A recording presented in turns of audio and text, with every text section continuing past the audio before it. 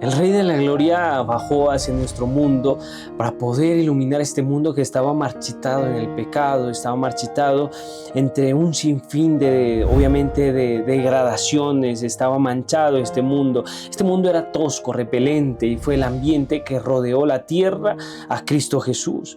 Su gloria, la gloria de Dios Todopoderoso, se veló a través de la persona de Cristo Jesús, para que la majestad de la gloria no fuese objeto de atracción por otras personas, para que Jesús, obviamente su divinidad, su poder, no atrajese a las personas más que su amor, su misericordia, y el hecho de que Jesús venía a esta tierra a mostrar quién realmente era Dios.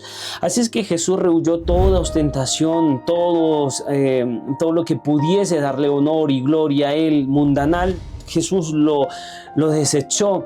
Las riquezas, el poder, la honra mundanal, toda la grandeza humana, todo eso Jesús lo rechazó a fin de que la grandeza del ser humano, la grandeza que él venía a mostrarle al ser humano, era no por ser poderoso, rico, sino porque él venía a darle salvación a las personas, venía a mostrarles un camino, para que así las personas, tanto pobres como ricas, pudieran tener acceso a Cristo Jesús.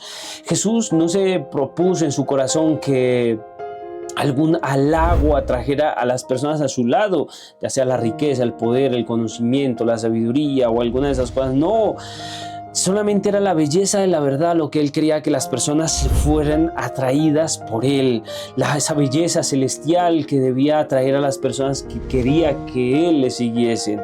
El carácter de Jesús debía ser predicho y había sido predicho mucho antes en la profecía.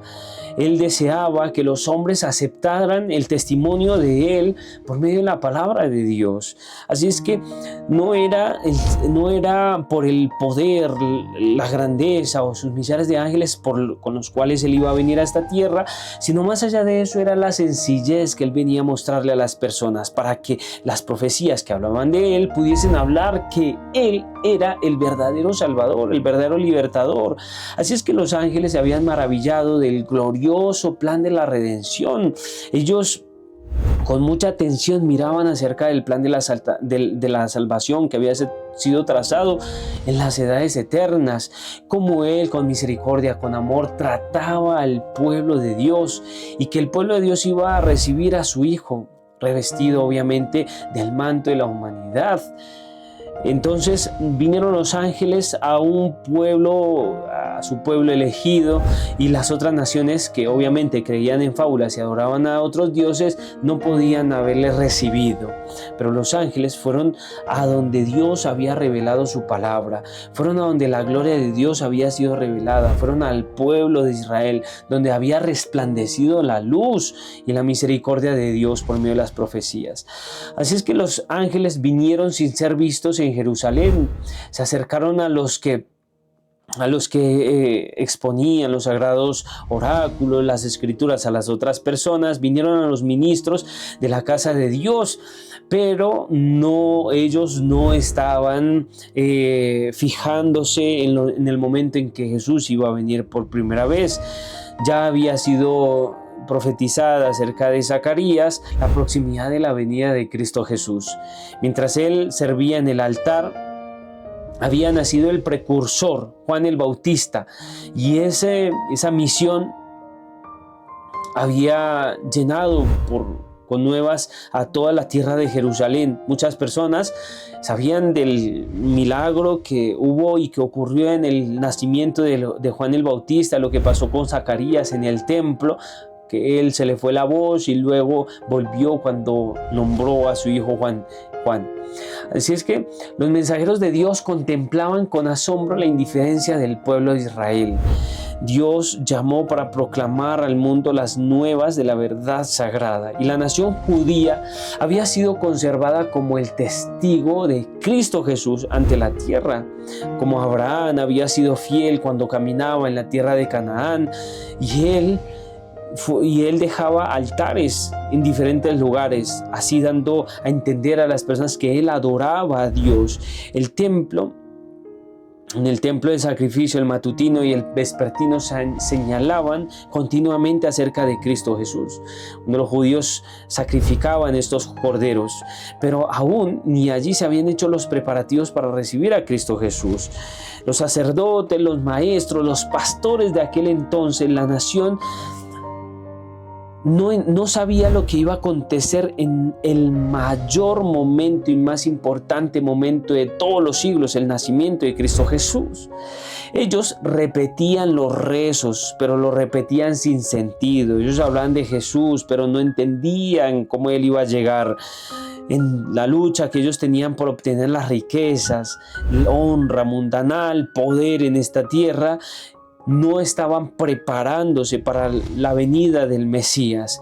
Entonces esta misma indiferencia que había en los sacerdotes, también había en la mayoría de las personas de aquel entonces, que reinaba obviamente ese corazón egoísta, esas personas amantes a los placeres y todas estas cosas oscurecían todo lo referente a la venida del Mesías.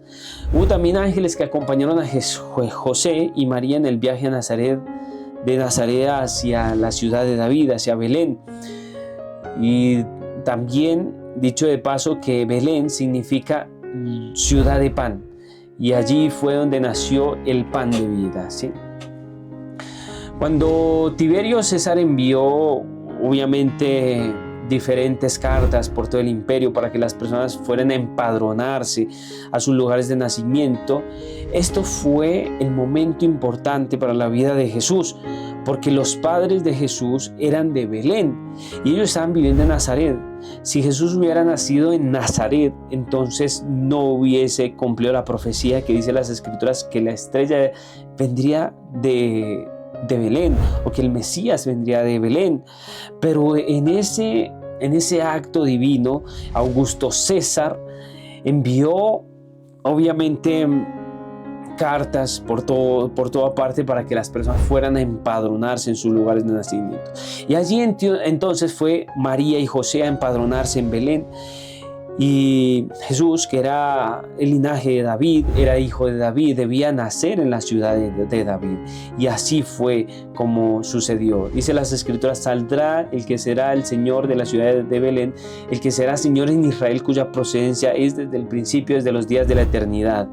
Pero José y María no fueron reconocidos ni honrados en la ciudad de su linaje real. En cierta manera, las personas no estaban esperando a Jesús. Los sacerdotes no estaban esperando a Jesús. Ellos estaban esperando muchas otras cosas menos a Cristo Jesús. Pero en ese momento, en ese preciso momento, estaban haciendo Jesús. José y María no fueron reconocidos, como le he dicho. Ellos estaban cansados, sin hogar, siguieron por toda la ciudad, no fue allá un lugar donde ellos pudiesen descansar. Finalmente una persona les dio alojada, les dio hospedaje en un pesebre, ¿sí? Y ese pesebre obviamente es un corral para nosotros hoy en día. Hallaron allí el refugio para poder pasar la noche. No era invierno, por eso es que Navidad hoy se celebra muy equivocadamente a lo que realmente sucedió en el momento, el instante en que nació Jesús. Jesús no nace en invierno, porque la Navidad se celebra en invierno. No, Jesús nace en primavera. Entonces, nació Jesús y sin que los hombres supiesen, sin que los hombres se diesen cuenta de lo que estaba a punto de suceder y lo que aconteció, no sabían lo que estaba pasando. Los seres santos de los mundos donde no han pecado los seres humanos, los seres de estos mundos, estaban atraídos por lo que podría pasar con las personas, con lo que podría pasar con los seres humanos, porque el mismo Dios había nacido sobre la tierra. Pero ellos no se daban cuenta de lo que estaba pasando en la tierra, que lo que estaba pasando en la tierra era prácticamente algo increíble, era un paradigma. No se entendía. El mundo que necesitaba el Salvador no recibió el Salvador. El mundo quedó resplandecido por la presencia del Redentor, ¿sí? Sobre los collados de Belén se reunieron innumerables ángeles a la espera de lo que podrían hacer las otras personas para recibir las señales. Pero no, los dirigentes de Israel no ponían sus esperanzas en la primera venida del Mesías. Ellos estaban muy dedicados a sus otros asuntos, menos a compartir el anuncio del nacimiento de Jesús. Y todo esto se pasó por alto, todos estos sacerdotes fueron pasados por alto. Dios declaró y dijo: derramaré agua sobre el secadal y ríos sobre la tierra árida. Y dice las Escrituras: resplandeció en las tinieblas luz a los rectos. Para los que busquen la luz, ¿sí? Para aquellas personas que busquen acerca de Jesús, Dios se va a dejar encontrar y estas personas van a aceptar con alegría. Brillarán los esplandentes, rayos del trono de la gloria de Dios. En los campos donde David apacentaba los rebaños, había todavía pastores que apacentaban también sus rebaños. Habían allí pastores que velaban en las noches, cuidando a sus ovejas de los depredadores. Durante estas silenciosas horas de la noche hablaban acerca del Salvador prometido, cuándo iban a ser. Toda la nación judía le estaba esperando. Lloraban acerca de la venida del rey que iba a entronizarse en el trono de David. Y un ángel estaba allí escuchando la conversación de ellos y con claridad se le acercó a ellos y ellos fueron resplandecidos con la luz de este ángel. Y el ángel les dijo: no temas, le dijo a esos pastores, les doy las nuevas de gozo, de gran gozo para todo el pueblo, que os ha nacido hoy en la ciudad de Belén, la ciudad de David, un Salvador que es Cristo el Señor. Al oír entonces estas palabras, las mentes de estos pastores obviamente quedaron llenos de miedo, llenos también de visiones gloriosas. Y ellos se quedaron con esas palabras: el libertador ha nacido en Israel. Con su llegada, entonces ellos pensaban que iba a haber gloria, exaltación, poder, triunfo, que Belén en ese momento iban a ser retumbadas, iba a retumbar en canciones, en alabanzas, en cantos, porque Jesús había llegado. Pero el ángel había preparado a las personas, a los pastores que estaban escuchando allí lo que les decía, pero lo van a ver en pobreza y humillación. Les dijo: os será señal por esta, les dijo: hallaréis el niño envuelto en pañales, echado en un pesebre. O sea, les diría: aunque ustedes quisieran ver al Salvador en potente gloria, poder, no lo iban a ver así, lo iban a hallar echado en el pesebre. El mensajero celestial había calmado los temores de los pastores. Les había dicho cómo hallar a Cristo Jesús. Entonces, en esa consideración por la tierna debilidad humana, les había dado tiempo para que se acostumbrasen al resplandor de Él. Cuando luego el gozo y la gloria no pudieron ya mantenerse entonces ocultos, estalló una alegría en el cielo y muchos ángeles aparecieron. Las huestes divinas se dieron a conocer a los pastores y la tierra enmudeció y se inclinó para escuchar el cántico de estos pastores. Por eso dice las Escrituras: gloria en las alturas a Dios y en la tierra paz, buena voluntad para con los hombres. Ojalá nosotros pudiésemos comprender lo que significó aquel día.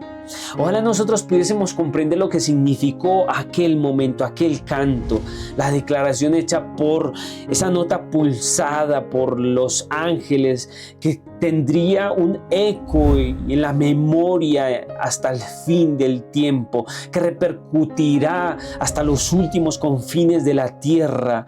Cuando el sol de justicia salga por fin y traiga sanidad a las personas en sus alas, aquel himno será repetido en voz y con la gran multitud, diciendo: aleluya, porque el reino del Señor, nuestro Dios todo, porque reinó el Señor nuestro Dios todopoderoso.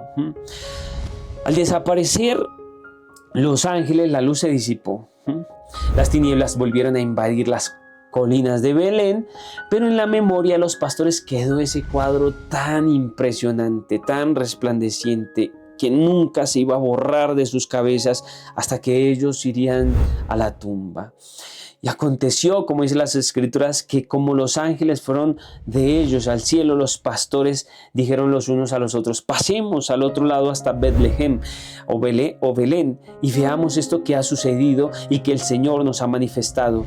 Y vinieron a prisa y hallaron a María y a José y al niño acostado en un pesebre. Entonces estos pastores con gran gozo salieron y dieron a conocer cuánto lo que habían visto y habían oído. Y todos los que oyeron también se maravillaban acerca de lo que los pastores habían visto. Mas María guardaba todo esto en su corazón. Y se volvieron los pastores glorificando a Dios hacia sus casas, alabando a Dios. El cielo y la tierra no estaban más alejados en ese día que hoy.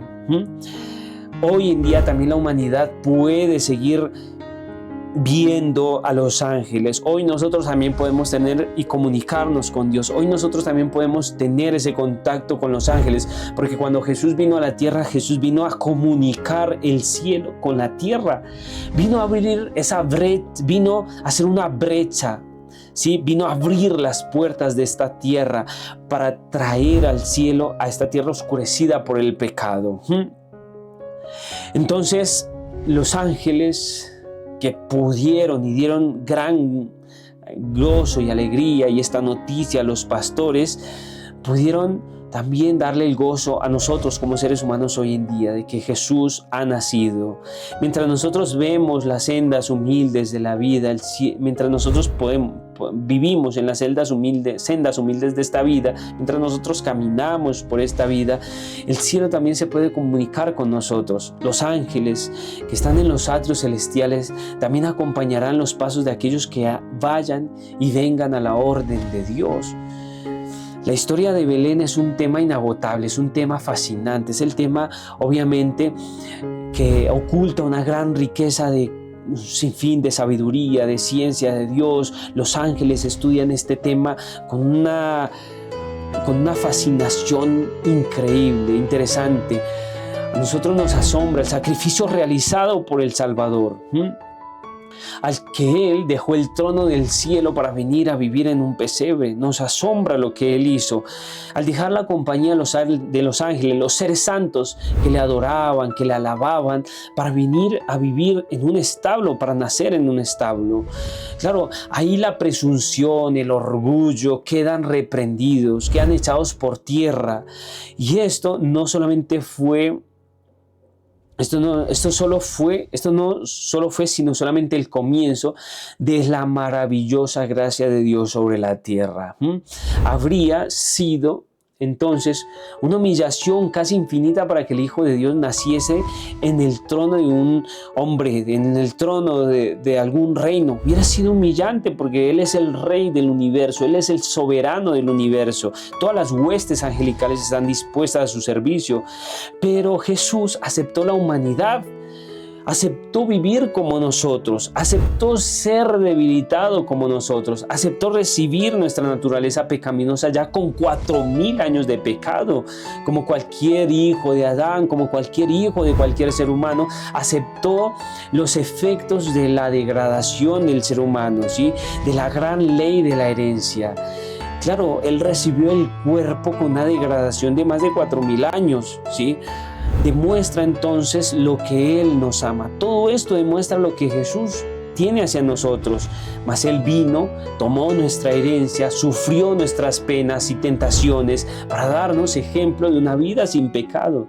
La pregunta es, ¿podemos vivir sin pecado? Claro que sí, en Cristo Jesús podemos vivir sin pecado. Solamente en Cristo Jesús. En el cielo, Satanás había odiado a Cristo por la posición que Jesús ocupaba en las cortes de Dios. Y esto, claro, y cuando Satanás vio a Jesús que descendía de las cortes celestiales para venir a esta tierra, odió aún más a Cristo Jesús. Porque claro, Él se comprometió en redimir a los pecadores. Este mundo donde Satanás pretendía hacer su dominio, aquí fue donde permitió Dios que bajase Cristo Jesús como un niño impotente, que Jesús estaba sujeto a la debilidad humana, Dios le permitió a Jesús arrostrar los peligros de la vida como nosotros, como cualquier alma humana, pelear la batalla como la pelea cualquier ser humano.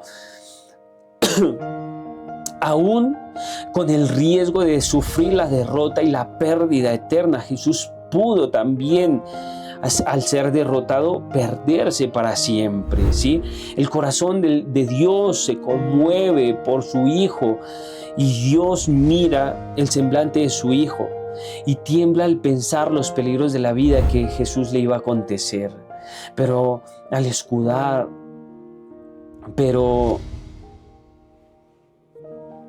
Dios anhelaba escudar a Jesús del poder de Satanás, evitarle las tentaciones, los conflictos.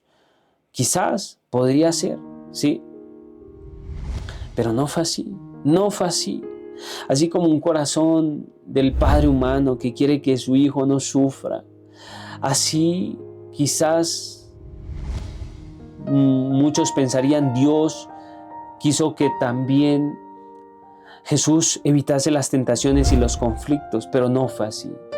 Dios entregó a su Hijo unigénito para que hiciese frente a un conflicto más acerbo, ¿sí?, que el que nosotros tenemos, un conflicto más espantoso que nosotros vivimos, a fin de que la senda para que nosotros pudiésemos, a fin de que el camino que nosotros caminemos nos pueda llevar a la salvación y la vida eterna. La salvación fue asegurada por Cristo Jesús, para que nosotros pudiésemos caminar por el mismo camino que Jesús caminó. Por eso dice las Escrituras, en esto consiste el amor, maravillados sus cielos, asómbrate, oh tierra, el Salvador del mundo vino a dar vida eterna. Lo hizo a expensas de sufrir la perdición. Hay muchas personas que no se hallan valor. Hay muchas personas que no tienen autoestima. La autoestima significa cuánto uno se valora a uno mismo, cuánto uno tiene valor por uno mismo, ¿sí? Pero tú tienes un valor impresionante. Tú vales la sangre de un Dios, tú vales el precio de Cristo Jesús. Y si tú vales el precio de la sangre de un Dios, entonces tú debes de tener una autoestima alta, no tan demasiado alta como el narcisismo. Comprendes tu debilidad, pero también entiendes que Dios te ama, entiendes el valor de Cristo Jesús, entiendes lo que Jesús hizo por ti. Y entonces no te echarás en las manos del tentador, no emprenderás ese camino hacia la muerte, no seguirás el camino ancho, como dicen las Escrituras, ese camino ancho que simboliza el camino de los que van hacia la perdición, de los que se visten como el mundo, de los que caminan, de los que andan en el mundo, de los que viven. No, si tú amas a Cristo Jesús, caminarás en el camino angosto, andarás con Cristo Jesús, vivirás en las sendas de la abnegación y el sacrificio. Jesús es el ser más maravilloso que puede existir en el universo y Él vino a darte salvación, vino a darte vida eterna. Por tanto, échate a los brazos de Cristo Jesús, vive con Cristo Jesús, tu Señor, tu Salvador, y Él te va a dar una mejor vida y feliz en esta tierra, y te dará la oportunidad de heredar el reino de los cielos. Así es que, mis queridos, el Señor Jesús viene pronto y viene a llevarnos al reino de los cielos. Por tanto, no despreciemos la salvación que Él nos da. No desprecies la salvación. Si es que un Salvador nos ha nacido, Cristo Jesús. Jesús lo dejó todo para venir a sufrirlo todo para ti, por mí. Vamos a orar. Eterno Dios que estás en los cielos, entendemos este gran sacrificio que tú has hecho por nosotros al dar a tu Hijo para que viniera a esta tierra, naciese como un indefenso niño, viviese las mismas tentaciones, sufriese los mismos desengaños, que estuviese en esta tierra marchitada por el dolor, por el pecado, sufriese como un ser humano, cargase también el cuerpo de degradación de más de 4,000 años, finalmente para que nosotros pudiésemos tener vida eterna. Gracias, Señor, porque en Jesús podemos tener salvación. Gracias porque en tu Hijo podemos tener la esperanza de que, como Él dijo, y que está registrado en Juan 11, yo soy la resurrección y la vida, el que cree en mí, aunque esté muerto, vivirá. Confiamos en tu palabra. Si hay alguien que está viendo este video que todavía no se ha entregado a los pies de Jesús, permítele, Señor, entregarse a Jesús para que tenga vida eterna. Lo rogamos en el nombre de Jesús. Amén.